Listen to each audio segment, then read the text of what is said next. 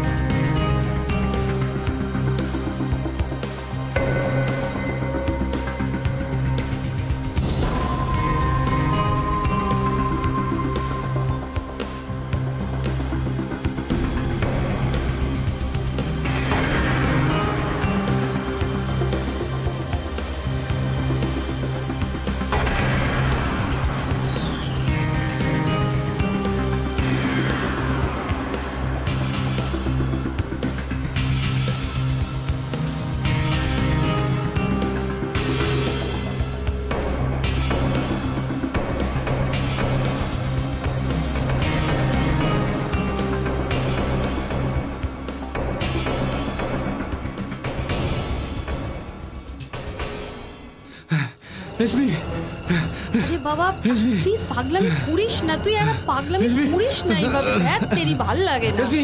রেশমি এখানেই ছিল, আমি দেখেছি। ও না আমাকে থেকে কোথায় হারিয়ে গেল।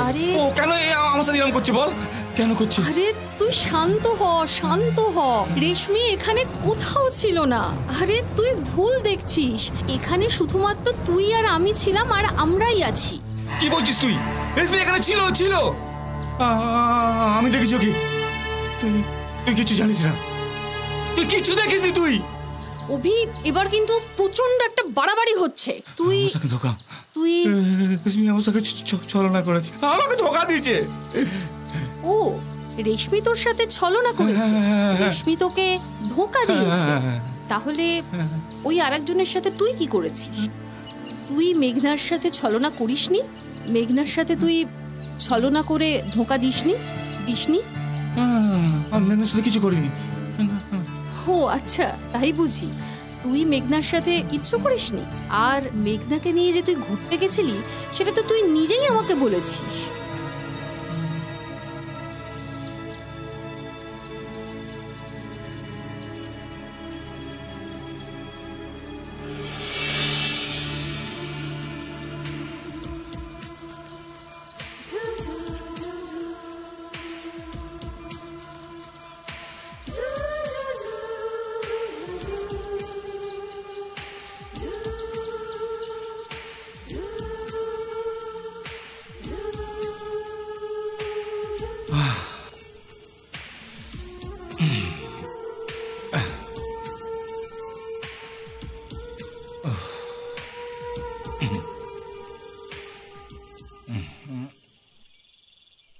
তুমি আমাকে এইভাবে সারা জীবন আদর করবে তো?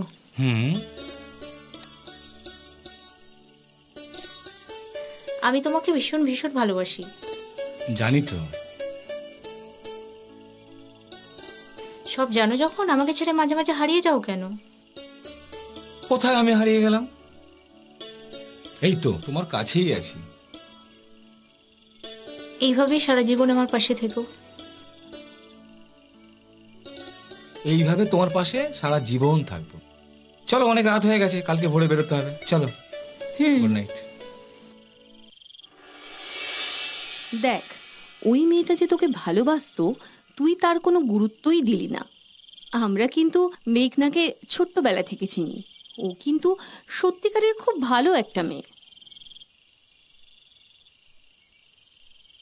ওর সাথে বেড শেয়ার করে দেখলাম, ওর উপর কোনো ফিলিংস আসে না রে আমার। আর যার উপর কোনো ফিলিংস আসে না, তাকে নিয়ে সারাটা জীবন কাটাবো কি করে বল? এই এই ঠিক এটাই। রেশমিরও অ্যাকচুয়ালি তোর প্রতি কোনো ফিলিংস নেই, ও জাস্ট টাইম পাস করতে এসেছিল। ঠিক মেঘনার প্রতি তোর যেরকম ফিলিংস, রেশমিরও তোর প্রতি ঠিক সেই রকমই ফিলিংস। কি যা তা বলছিস? যা তা নয়, এটাই বাস্তব। তুই এটা মেনে নিতে পারছিস না। আসলে তুই ভাবতেই পারছিস না যে তোকে কেউ রিজেক্ট করতে পারে। শোন, আমি একটা কথা বলি, তুই যাকে ভালোবাসিস তার থেকে বেশি যে তোকে ভালোবাসে তার সাথে যদি তুই জীবন কাটাস তাহলে সেটা অনেক বেশি ভালো হবে। কারণ তুই যদি কাউকে ভালোবাসিস আর তাকে যদি তুই সারা জীবনের জন্য পেয়ে যাস, দেখবি ধীরে ধীরে ভালোবাসাটা ফেড হয়ে যাবে। তোকে যদি কেউ ভালোবাসে তাহলে দেখবি সারা জীবন সে তোকে ভালো রাখে। আর সব থেকে বড় কথা হলো যে অনেকদিন ধরে একসাথে থাকতে থাকতে, এক বিছানায় কাটাতে কাটাতে দেখবি তোরও একটা সুন্দর ফিলিংস গ্রো করে গেছে। তাই তুই আমার কথা শোন, মেঘনা ভীষণ ভালো মেয়ে, ওকে বিয়ে করে তুই সুখে থাক। যা এখন ঘুমিয়ে পড়।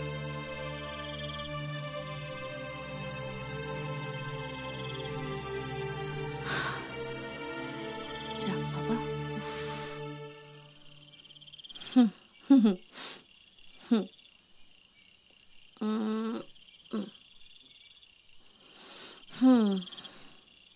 এই একাকিত্ব জীবন আমি আর সহ্য করতে পারছি না। আমি কি এতটাই খারাপ যে আমার সাথে কেউ সারাটা জীবন কাটাতে চায় না? আমি কি অপরাধ করেছিলাম যে রেশমি আমাকে ছেড়ে চলে গেল?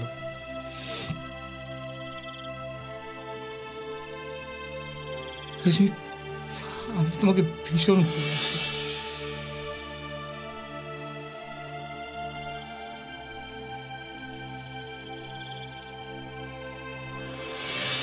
তোমাকে ছাড়া তো আমি এক মুহূর্ত থাকতে পারি। আমি কিছুতেই মেনে নিতে পারছি না যে তুমি অন্য কারো। আর তুমি যদি না ফিরে আসো,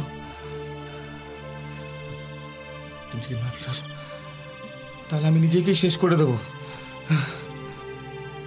হ্যাঁ, আমি নিজেকেই শেষ করে দেবো।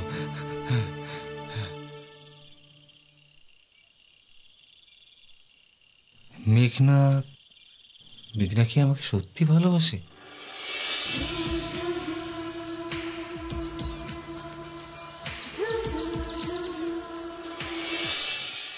না না, আমি না না,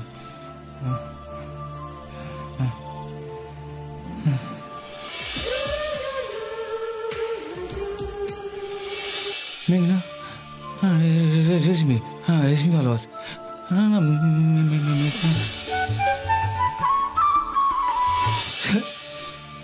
না না।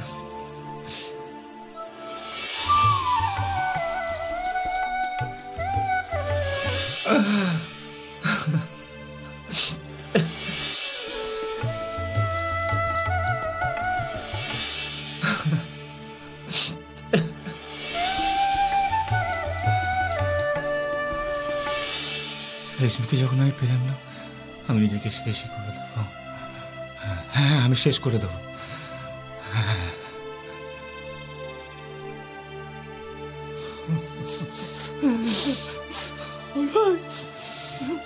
কি করলে?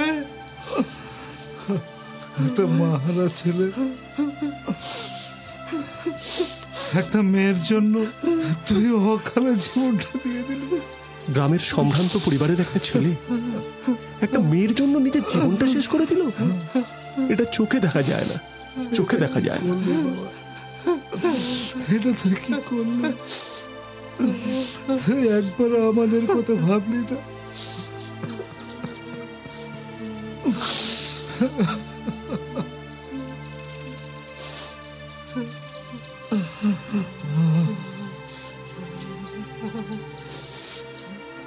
তুই একবার এই বাবার কথাটা ভাবলি না? বাবা, বাবা আমার কিছু হয়নি বাবা, তুমি এইভাবে কেঁদো না বাবা। আমি জানি তুমি আমাকে ভীষণ ভীষণ ভালোবাসো বাবা। এই, কি হয়েছে তোর? কি হয়েছে? তুই এরকম ভাবে কাঁপছিস কেন? পিউ, পিউ আমাকে বাঁচতে হবে পিউ, আমাকে বাঁচতে হবে পিউ, আমাকে বাবার জন্য বাঁচতে হবে পিউ। বাবার অনেক স্বপ্ন আমাকে নিয়ে, ওই মানুষটা ছাড়া যে আর আমার কেউ নেই। একদম ঠিক কথা বলেছিস। প্রতিটা মুহূর্ত কাকুর শুধু তোর কথা ভেবেই কাটে। আমি অনেক ভুল করে ফেলেছি রে। ঠিক আছে, এখন তো বুঝতে পারছিস, এখন থেকে আর ওই ভুলগুলো করিস না। ঠিক বলেছিস পিউ। বহু বছর পর তোর সাথে দুটো দিন না কাটালে তুই কিছুই বুঝতে পারতাম না। কাল থেকে তোর একটা অন্য জীবন শুরু হবে। আমরাও সবাই একটা নতুন অভিকে পাবো। আমরা সবাই তোর পাশে আছি।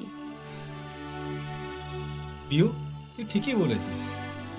আমি মেঘনাকেই বিয়ে করব। আমি আমাকে দিয়ে বুঝতে পেরেছি মেঘনার ভিতরে কতটা কষ্ট। আর ওকে আমি কষ্ট দেবো না রে। একজন তো তার ভালোবাসার মানুষটাকে নিয়ে জীবন কাটাবে। এই তো তুই একেবারে ঠিক ডিসিশন নিয়েছিস।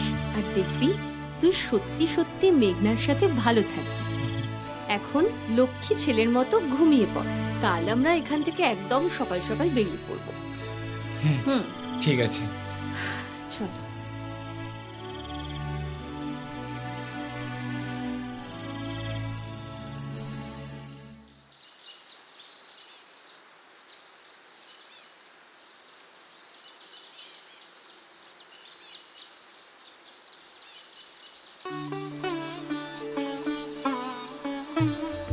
আরে এই তো অভি ভাইয়ের সঙ্গে দেখা হয়ে গেল।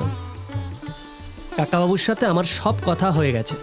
আসলে অভি, মেঘনাথ তো আমি ছাড়া এই পৃথিবীতে আর কেউ নেই। ওর মা বলো বাবা বলো সবই আমি। তাই ওকে নিয়ে আমার খুবই ভয় হতো। তাই সারা জীবনের জন্য আমার বোনটাকে আমি তোমার হাতে তুলে দিয়ে গেলাম। ও খুব কষ্ট করে বড় হয়েছে জানো। ওকে তুমি ভালো রেখো, ওকে তুমি সুখে রেখো। তোরা দুজনে অনেক সুখে থাকিস, অনেক ভালো থাকিস। এতদিনে আমি হাঁপ ছেড়ে বাঁচলাম, তাই মুক্ত হলাম রে বোন, তাই মুক্ত হলাম।